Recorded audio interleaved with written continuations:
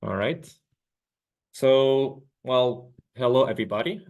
Thanks for coming or tuning in for my talk.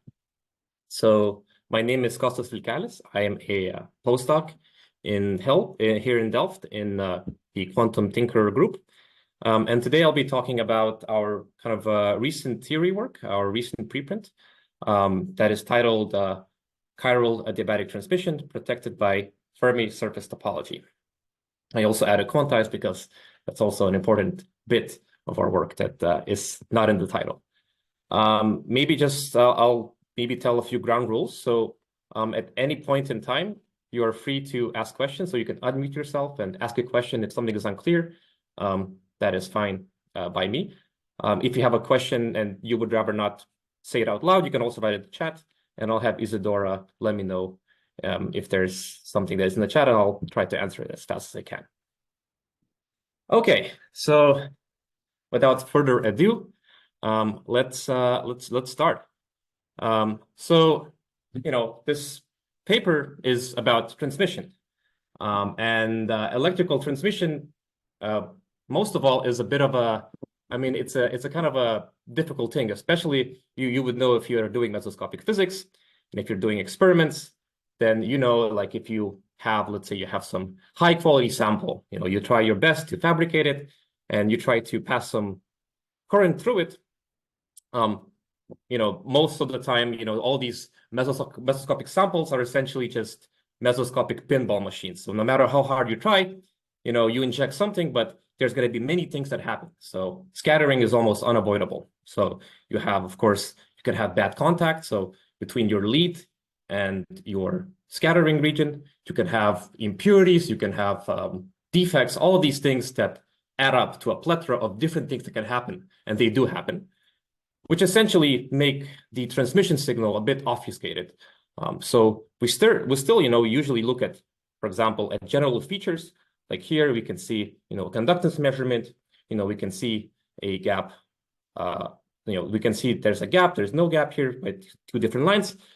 But it's a bit hard because it's all kind of noisy, and especially if you look at the absolute scale, it's really hard to assign physical meaning. Because I mean, for me at least, these almost always seem like arbitrary units. I cannot assign physical meaning to fractions of conductance quanta. So so I complain about this, but lately, in the last 40 years, we kind of have it spoiled.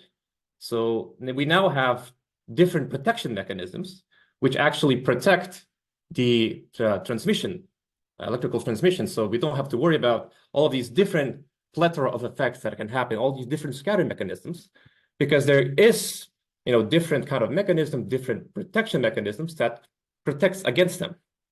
So one example of that is for example, a quantum point contact. So what you have in this case is you have some gates here, and this is the instance showing some 2-deck with some gates here etched on the sides, and the plot is showing resistance as a function of gate voltage. And you see we have these steps, these kind of quantized steps, and these are essentially, as we kind of increase the gate voltage, we have more and more open channels. But this is quite nice. It's easy to interpret. And the thing that is doing the protection here, so what kind of protects this whole thing, is the adiabaticity of this quantum point contact. So as a wave is incoming onto this contact, it's not etched to just have be a small slit. What it has, it's like it's narrowly kind of, it slowly shortens such that it's adiabatic and the waves don't reflect back. So that's one mechanism. We can protect our quantization, our transmission, by utilizing adiabaticity. Another, probably most well-known effect is quantum Hall effect. And in this case, similarly, we have steps. These steps also corresponds to different open channels. And in this case, it actually correspond to edge states. And of course, these edge states are chiral. So they only move, like different edges move in only a certain direction. So there's a kind of a sense of handedness direction. And in this case, what is doing the protection is the bulk topology. So, you have these counter-propagating edge modes on different edges, and they're separated by the sample bulk. So they're spatially separated. And even if we have some kind of a scattering center here or something that should scatter, it's, the other mode, which is going, towards the other direction, is spatially separated. So it's kind of protected by this spatial separation of different edge modes. So, with this kind of background and setting the scene here, we can now kind of talk about our work. And what we do, what we look at is kind of the transmission in the device I show here. So let me explain quickly what it is. So what we have here is a kind of a multi-terminal superconductor. So we have like 3 Josephson junctions. So one here, one here, one here, and they all intersect here in the middle. So we have on each superconductor, we have different phases. In this case, specific example, we assume that the phase differences are equal in each of these arms. So we say the phase differences, for example, 2 pi over 3 in each of these. And in the middle, we have some kind of a 2-deck metal. We assume here that the width of this junction is much smaller than the superconducting coherence length, such that we're working in the short junction limit, and there's really only one state to care about. There's only kind of one ABS at specific momenta. We also say that the length of each arm is also much larger than the coherent length, such that we don't have to worry about other effects like cross indirect reflection and so on. All right. So let's take a look at this device and let's see what happens if we inject current from this lead one. So we have some metal. We say we apply some bias voltage, and we measure what we get in 3 and 2. So what will be the path of this state? So it goes from here, and it can choose to go either to the second lead or this third lead. And so we take a look at this and we build the model and we calculate what are the transmissions, and we see that if our energy, if our bias voltage is low, nothing really happens, right? Nothing continues to happen. We increase the bias voltage, and at some point, this thing increases and just levels out and becomes perfectly quantized. And we see there's 3 different curves, but the only thing that is non-zero is this T31, which essentially means this incoming mode from 1 goes perfectly into 3 and nowhere else. So this is perfectly quantized, and it only goes from 1 to 3. And now we can repeat this experiment. So we can inject from 3, we can inject from 2. And what we'll see is that this junction is perfectly chiral. So what happens is that 1 will always go to 3, 3 will always go to 2, and 2 will always go to 1. So it's kind of like always cycling based actually on the vorticity of these phase differences. So if you flip the phases, the handedness of this junction will also switch. All right. So this is pretty curious. But you might be asking, okay, I have a very symmetric junction. You probably have you have maybe some kind of symmetric band structure. These phases are the same. Maybe it's some kind of maybe it's a sweet spot. Maybe it's not actually robust. So is this actually anything interesting? So, okay, so let's take these different things. So let's take the junction shape. Let's take the different superconducting phases. So in this case, they're symmetric. Let's take the shape of the Fermi surface, which in the previous case was isotropic. And just for the hell of it, let's also take the particle hole symmetry. And let's just break all of them. So we make the junction shape asymmetric. So we change the different angles of the arms, make them kind of random. Let's also change all the phase differences such that they're not equal anymore. Let's deform the Fermi surface, so make it anisotropic. And yeah, let's just break particle hole symmetry. And so what happens is, before I can kind of tell you what happens, out of all of these effects, what really matters here is the superconducting phases. And to understand why, I will first show you how the band structure looks like along each arm. Because, if you kind of consider each arm kind of going on till infinity, it's kind of like a 1D translation invariant channel, and we can calculate the band structure of it. And here I'm showing the band structure as a function of momentum along the junction for each of these. And for all of these three leads, and these three leads have different phase differences, so their band bottoms are shifted because the ABS, essentially the ABS bottom, is at different energies because the phases are all different.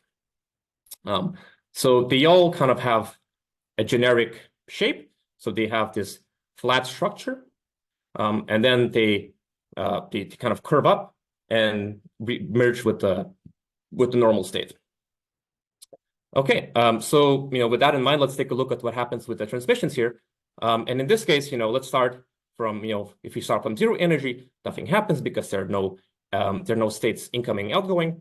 Now we go a bit up in energy, we enter this blue region, and in this case, we only have we injecting state from here from blue, but at the same time, there's no other states here as well. There's only the blue state. So all that can happen is it can reflect, which it does. Then if we go a bit higher in energy, now actually blue can access this yellow curve. So what essentially happens is it perfectly transmits into this second lead. So now rather than reflecting, it goes to 2.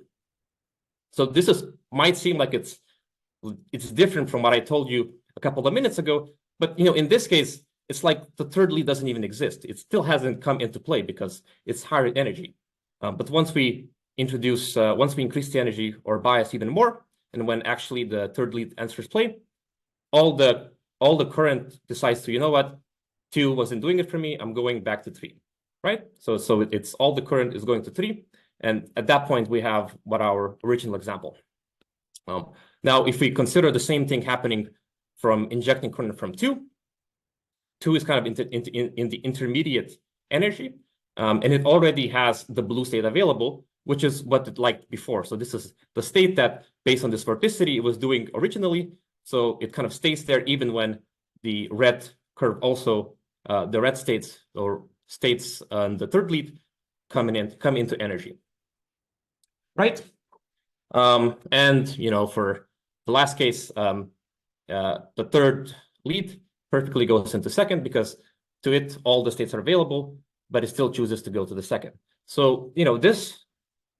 So what, kind of long story short, is that even if you break all of these things, the only thing that kind of qualitatively changes the behavior of this trijunction, of this chiral trijunction, is the superconducting phases, and it only kind of changes the region where it's doing its chiral, right? So in this case, the chirality is only in the energy range, like from 1 to whatever this phase is here, right?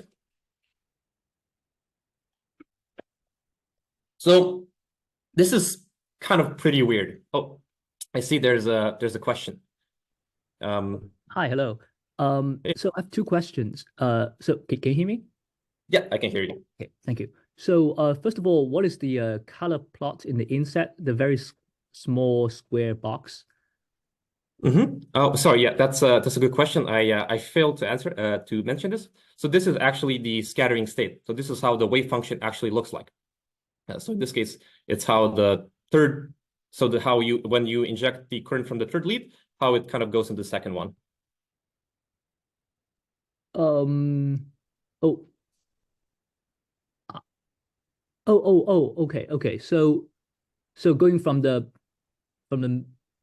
middle of the bottom to the middle of the right edge, that is going from 3 to 2. Is basically what you're talking about. So going I from the see. bottom, going to the right upper arm. Oh, I see. Okay, got it. And the second question is, what do you mean by breaking particle hole symmetry? Isn't that always a symmetry in the BDG Hamiltonian? That's always the case in the BDG, but what we model here is essentially we define a projector that only adds the electronic part of the Hamiltonian, and we take what our BDG, but we also add kind kind of just some electronic part with no whole equivalent, and we still model this thing. And we see that even though when in this case this particle hole is explicitly broken, the subgap states still kind of have this particle hole character, which is kind of weird, but this is something that we see from the simulations. Yeah, I don't fully understand that statement because, so for example, when I look at your spectrum on the left, it is indeed symmetric, right? If you go from positive to negative, that is how I understand the like a consequence of the particle hole symmetry, hole symmetry. So would you explain a little bit more what you mean by breaking particle hole symmetry, like in the following slides? Right. So let's say you have the let's say you have your BDG, and it's made out of the kind of electronic part, the whole part, and there's some delta coupling the off diagonals, right? Now let's say what I do is I add to that BDG, I add a Hamiltonian, which is just the electronic part and nothing else, right? Okay. So that's what we do in the simulations, and this thing is not particle hole symmetric, this kind of new object. But still, even despite that, it still seems to display this chiral quantized effect.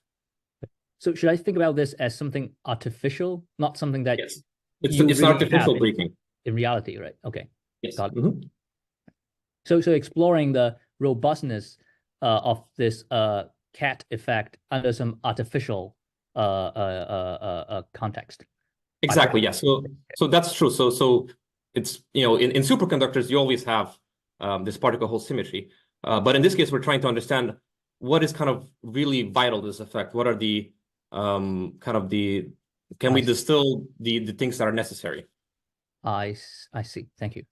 All right. Thanks for the question. All right. So yeah. So this effect is kind of weird.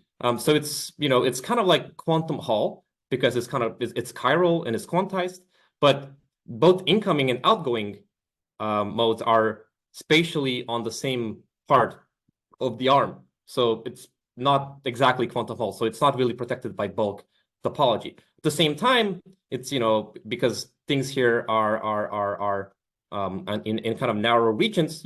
Maybe it's kind of like quantum point contact, but quantum point contacts aren't really chiral. So it's not clear. It's kind of like both, but not really. So what is happening here? And before we can talk about what is happening here, we must go back about a year ago and talk about Fermi surfaces. And in specific, I'm going to talk about a paper by Tam and Kane that was released a year ago, and where they pose an interesting question. So we know that topology and bulk topology is used a lot for classifying insulating states, but topology is a more general subject. And for example, what you could apply topology to is classifying Fermi surfaces. So for example, here we have a two-dimensional Fermi surface. This golden region here is essentially all the occupied states, and everything outside is unoccupied. And for this Fermi surface, we can define also a topological invariant, which is called the Euler characteristic. So we can classify different Hamiltonians, so such that even if we try to deform it, it would still be the same invariant unless we kind of introduce holes or tear it or things like that. And this how this Euler characteristic works. What it does is it counts critical points.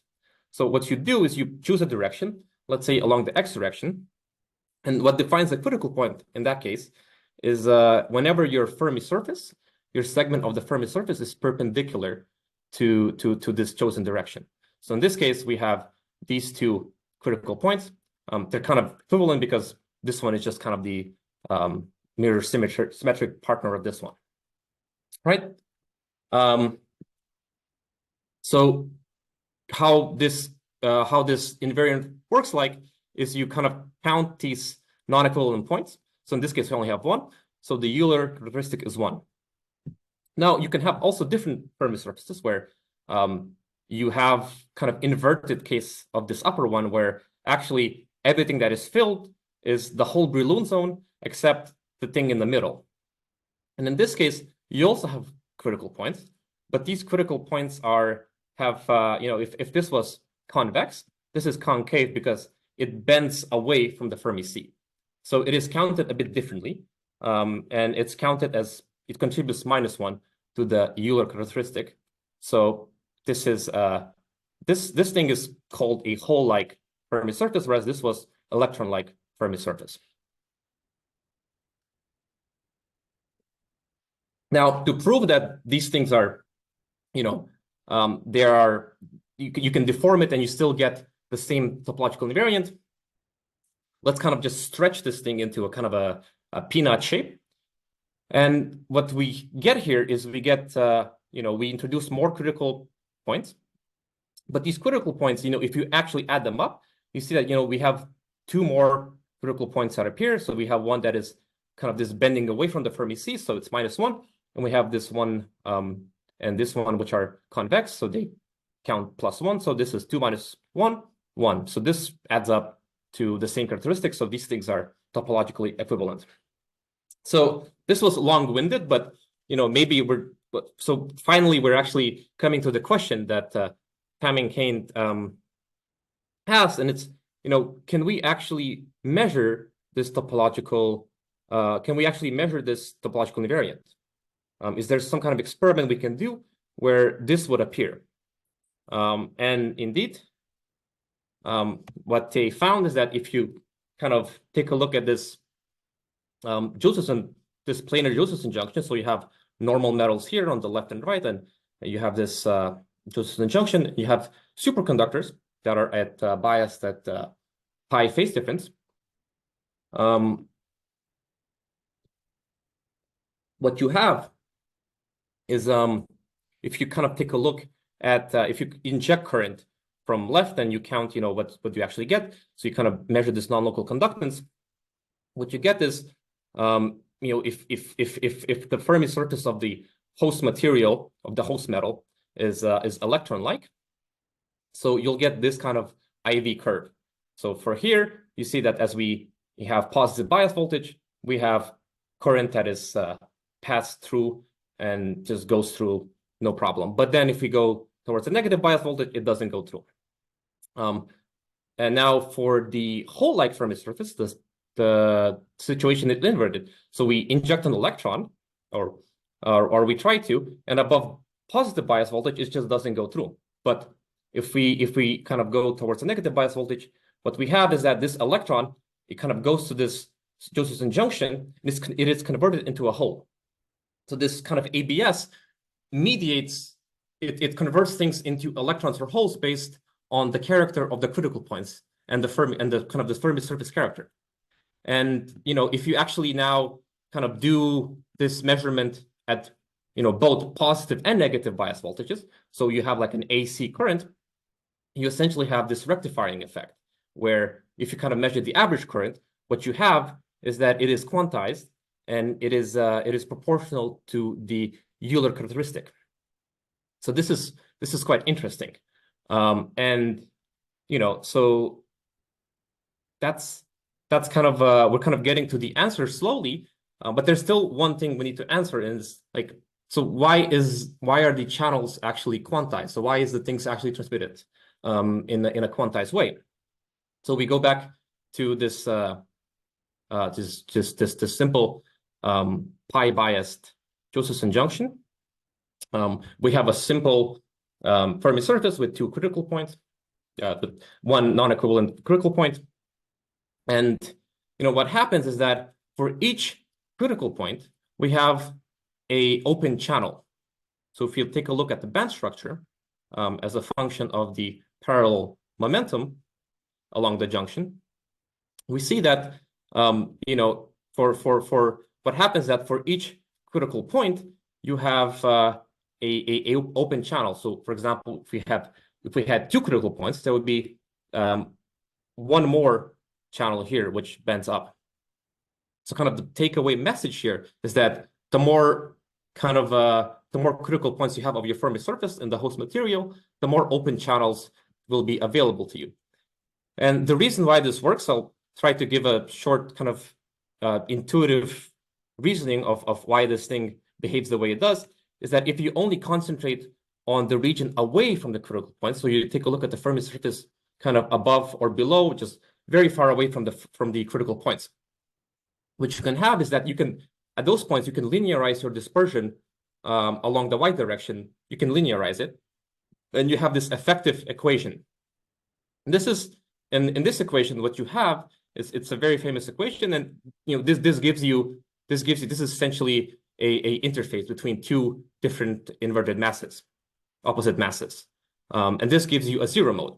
So everywhere here that is as far away as possible from the critical point, you have this flat regions in the dispersion, and the eigenstates for these are actually momenta along the y direction.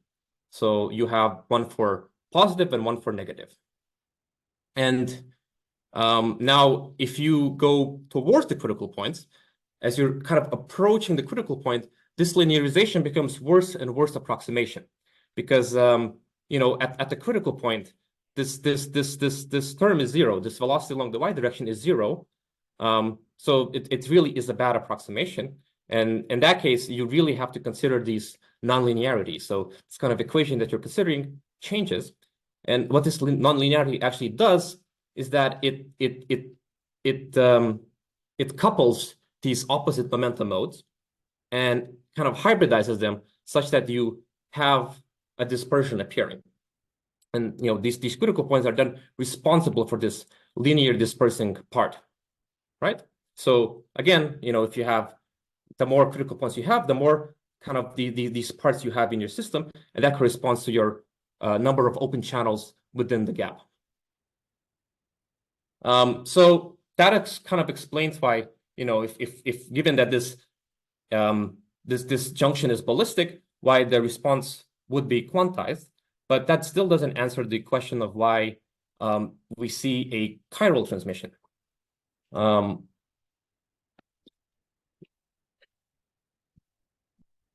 In that case, let's kind of go back to our more general case where we have some general phase difference.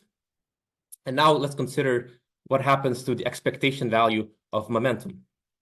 So let's kind of measure this so we have some state, it's propagating along the junction, has some expectation value, and let's measure kind of its angle to the y direction, right? So this is a calculation that we did both. We made a kind of a simple perturbative model where we looked at how this nonlinearity actually couples different modes, and we computed the expectation value and compared with exact calculations. And this is qualitative, but it still gets the idea across.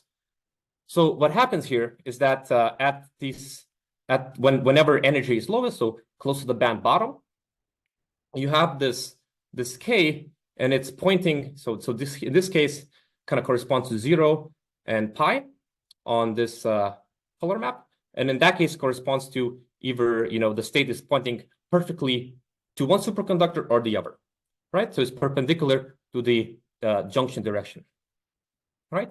But then as we kind of go along this dispersion, we see that it starts to bend up and it kind of explodes, and this kind of explosion where it goes starts to increase really fast happens at the points where the k vector is pointing along the junction, right? So it's kind of the key takeaway here is that this momentum parallel to the junction poses kind of an effective energy barrier.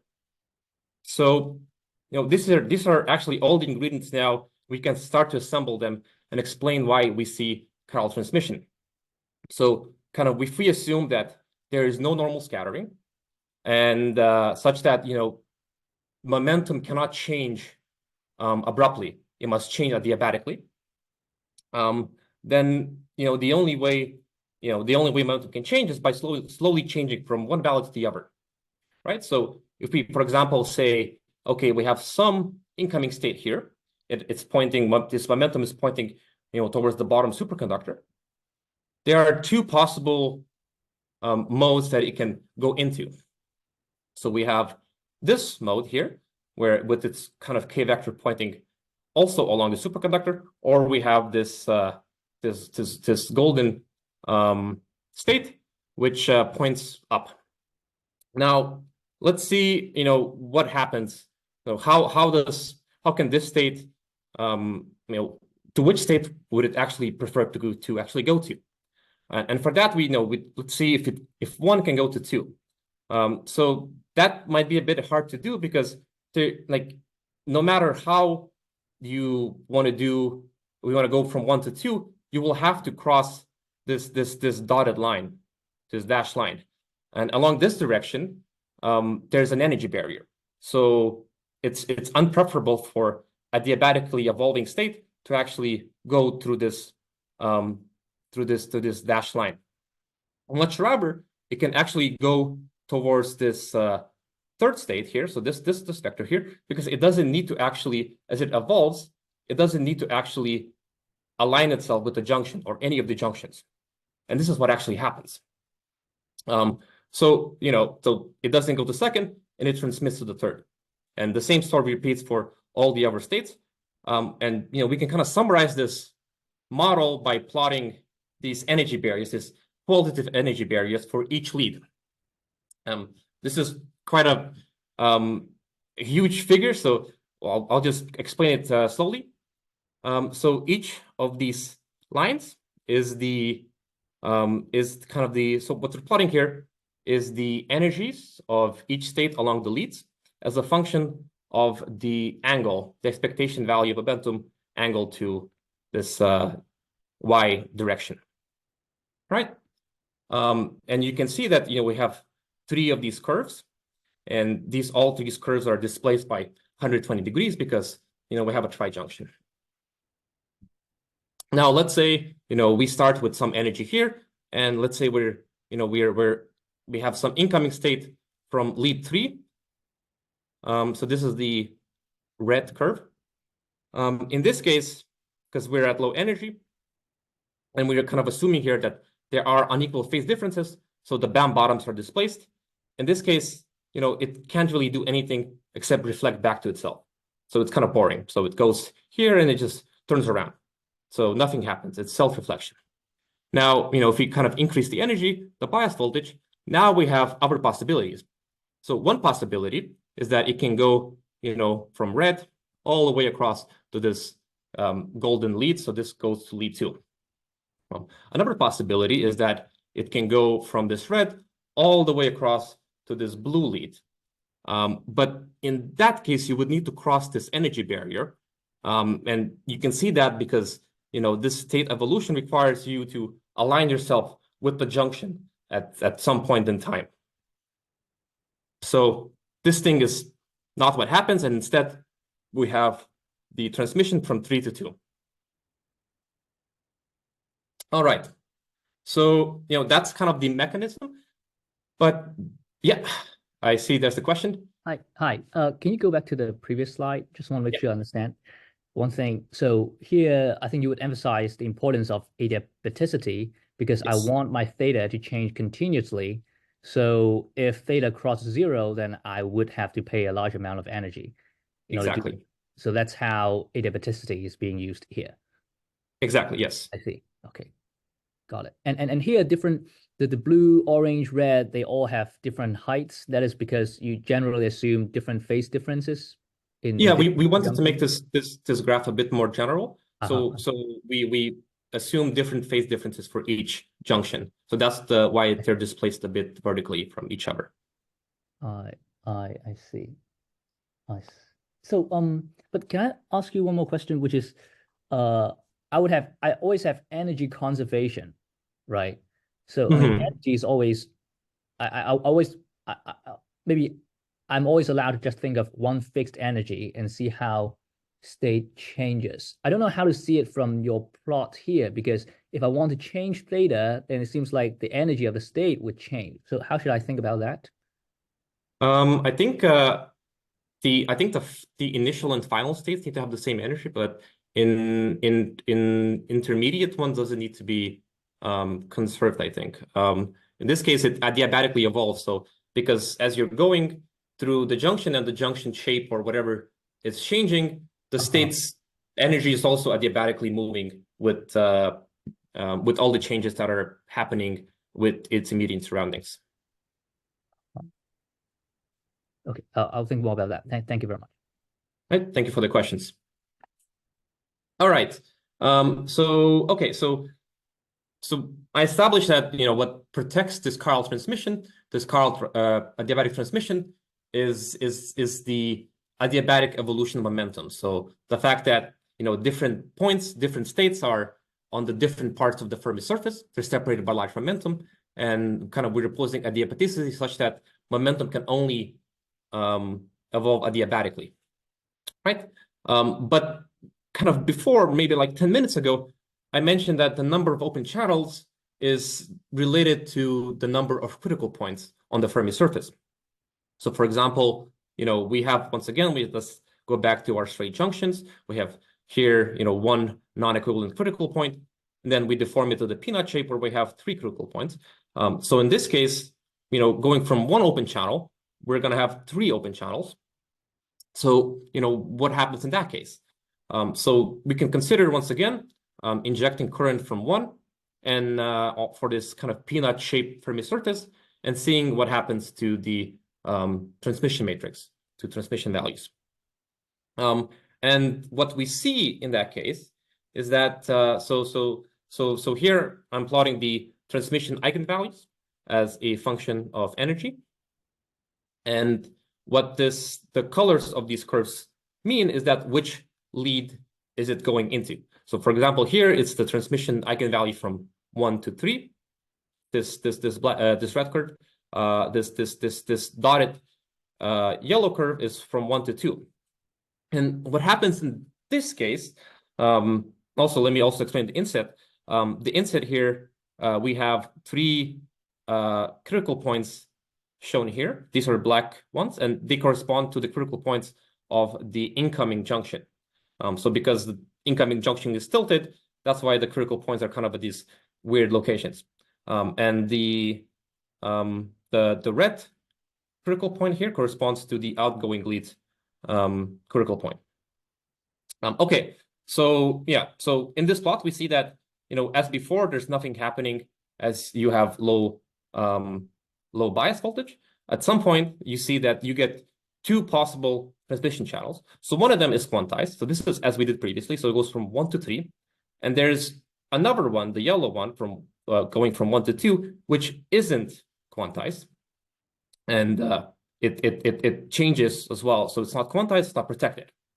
We observe similar behavior for other leads. So now if we inject, for example, from the second lead, we see that we have 1 protected channel from going from 2 to 1. But there's another unprotected channel, which kind of goes also from 2 to 1, but it's not quantized. And similarly, there's a little bit of this red curve. So there's something happening that's going from 2 to 3. Likewise, there's also a little bit of this of these unprotected channels that are happening when you consider going from lead 3 to other leads. So we have a protected channel going from lead 3 to lead 2, but there's also unprotected channel from 3 to 1.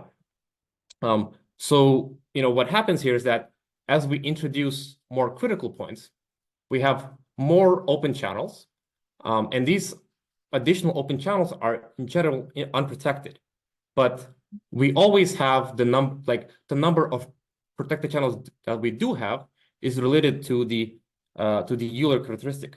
So the actual topology of the Fermi surface. I see there's a question. You're free to go ahead and ask. So when you say there's unprotected channels, which leads to not very well quantized transmission, is it because the critical points are so close together, they're not, close in momentum space, so you can have this scattering between those modes to undermine the quantization? Is it an intuitive picture? I think so. So the intuitive picture, if I have to be clear, is also not so clear in my mind, because so we have previously what I've shown is a effective model, and in that case we're kind of considering nice circular or slightly isotropic Fermi surfaces. But here, for example, if I say that I consider some kx such that I slice this surface vertically here, I have, rather than 2 states that are degenerate, I'm probably going to have 4. And this is something that we haven't considered. So for me, the intuitive picture is not clear. I also assume that the critical points, the additional critical points that are closer together in momentum space will couple together and be unprotected. But I cannot really give a definitive picture in this point in time. Thanks. And can you explain the arrows a little bit more? Like you probably explained that, but I missed Oh yeah, it. sure. So Yeah, that's you true. look at a pin at several points and dots, and there's an arrow there's a handedness in the arrows. Can you explain a little bit more about that? Thank you. Oh yeah. So these black arrows are the incoming lead critical points, and this just this shows the from which critical point to the outgoing lead does the quantized channel correspond to. So indeed, in this case, the closest ones are protected, other ones are not. I see. Thank you. All right, yeah. So let me just kind of reiterate the kind of the point of the slide. So as I mentioned, the number of critical points increase. So with increased number of critical points, we have more open channels. But the number of protected channels is purely related to the Euler characteristic of the Fermi surface. All right. Now with that all of the way, we can think about. Sorry, one more question. Sorry. So so here you are showing T and decompose it to different channels, but experimentally one cannot measure this T individually. One would be just measuring currents and conductance. So in principle, can this setup be used as a method to probe the precise shape of the Fermi surface? So you're indeed correct that if you're actually performing the experiment, you won't have the quantization, right? So it might be quite hard to measure what is the quantized value. So there's going to be an upper bound, the lower bound of what quantized value it can take. But as you kind of sweep through it, it's going to vary, right? So that's right. I believe that's correct. But one thing that likely doesn't change is the chirality. So there's always going to be some asymmetry or some chirality in the system that is kind of being protected by the fact that there's always this lower bound that these quantized values must take. Thanks. All right, thanks for the question. So yeah, so let's think about where can we actually see what are the experimental platforms we can actually maybe realize this CAT effect, this chiral transmission effect. Well, the most obvious one is Josephson junctions. So as that's essentially the whole model that we've been using. And in these cases, you would need to have, I pointed out that you need to have adiabaticity. That's what protects this effect. So in order for that to be true, you need to have, essentially no normal reflection. So that means you need to have normal superconducting interfaces, which are essentially to have good contact. And you need to have low mean free path, high mobility samples, such that essentially everything is ballistic. So planar Josephson junctions have been fabricated. There's an example here on the right. There are, of course, problems with them. So one of them is that in these cases you have that the mean free path is maybe about up to a micron, or usually less, like 600 nanometers. So that's not great because we really need this effect to be ballistic. And once you have mean free path that is quite low, you're kind of breaking quantization. Another thing is these contacts are usually in the tunneling regime. So most of the current gets reflected, which also leads to unquantized values. So, while quantization might be hard to achieve, what is important to also realize is that CAT is not just quantization, but it's also chirality. So even despite the fact that, these materials are, usually don't fulfill the requirements of quantization, it likely is still possible to see some kind of asymmetry or this chirality in these systems. Now, another platform that is possible, or we think it might be possible, is metamaterials. So in this case, photonic crystals. So I mentioned that we can really break particle symmetry here. So superconductors aren't really a prerequisite to see this effect. It can be something else as long as you have some kind of two-component spinner and you find some way to control the coupling between them. So for example, in photonic crystals, you have a lot of control, a lot of tunability. For example, in this figure here, what it's showing is a different kind of trijunction. In this case, it's a valley splitter. But maybe if one tries hard enough, maybe it could also be possible to kind of engineer this the scat Hamiltonian onto photonic crystals, right? So with that, I'd like to summarize.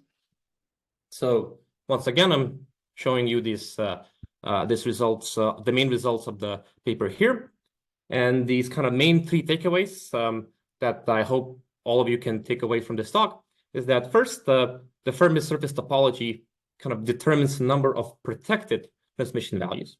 So it doesn't guarantee. So worth remembering is that there are going to be maybe, depending on the shape of the Fermi surface, there can be other unprotected channels.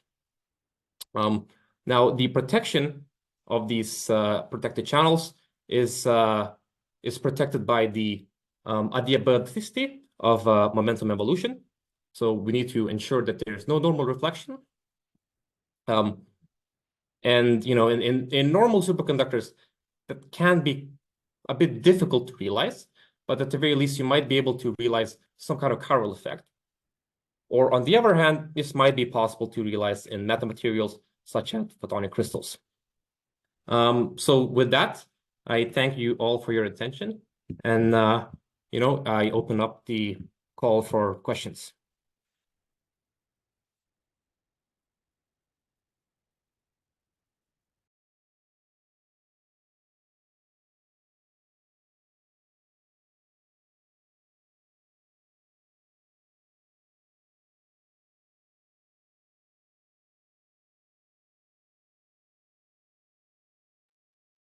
So regarding the experimental realization, I also have a question. So one thing I come to appreciate by talking to some experimentalist friend is that if you want to proximatize the two DAG into Josephson junction, one thing that's hard to avoid is a doping effect from the superconductor. Your aluminum would dope your two DAG quite heavily. So my question is, how robust is this cat effect when you turn on chemical potential steps in your simulation? So like you have these three regions, and you have this white region which is the normal channel. The superconducting channel and the normal channel can the superconducting region and the white normal channel can have quite drastic chemical potential difference. Like in a normal Hamiltonian, you can have this potential step. If you turn that on, would that what happened to your cat effect? How robust is it? Maybe it's a quantitative question, I guess. It's not. It's a big question I have in mind, actually. Yeah. This is an excellent question. So I think what you probably also found is that this effect really heavily depends on the transparency of the junction. So you really need to have transparent junctions. So in that case, I agree that having some potential steps would lead to some normal scattering, and that would at the very least break quantization. Well, I believe it still might be able to see the chirality. But at the same time, I wonder if the chemical potential variations are smooth enough. So, if you have them, maybe there are variations, but if you manage to make them smooth enough, maybe you can minimize the transparency. I'm not an experimentalist, so for me, it's maybe a bit difficult to answer. But indeed, as you mentioned, it seems like a quantitative question. And at this point, I don't think I have all the numbers in my head to fully answer it. See. And the proposal of realizing this in metamaterials is very interesting. But can you explain a little bit more, like how should I view like this Andreev bound states, superposition of electron holes in a metamaterial context? Yeah. Sure. So this is something that I've also been thinking about lately. And when I try to kind of distill this this cat effect into kind of what the ingredients do I need, I think I come down to 4 things. So first thing is I need to have some time reversal symmetry breaking. That needs to be the case. The second is I need to be able to engineer gaps. Third one is I need to have a 2-band system, so I need to have a spinner. And fourth is I need to be able to couple these spinner states, and I need to be able to control the phase of the coupling. So these are the 4 ingredients. And in photonic crystals, like the first one, time reversal symmetry breaking, is probably possible to do, once you move away from the gamma point. So if you have some honeycomb photonic crystal, as long as you work with states that are at some valley, that already breaks time reversal symmetry. So that at least fulfills this requirement. In photonic crystals, the gap is you can really easily manipulate that, so that's not a problem. Now the 2-band system might be a bit more difficult, and it's not very clear for me how to do it yet. Maybe you could engineer like a bilayer of a photonic crystal where you have 2 different layers, right? And that would be your 2 states.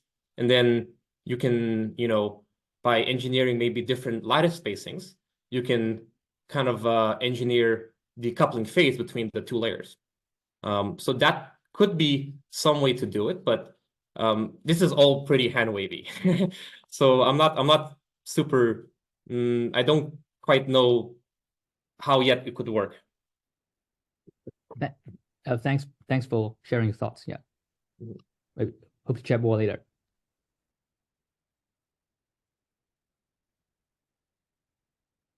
Are there any other questions?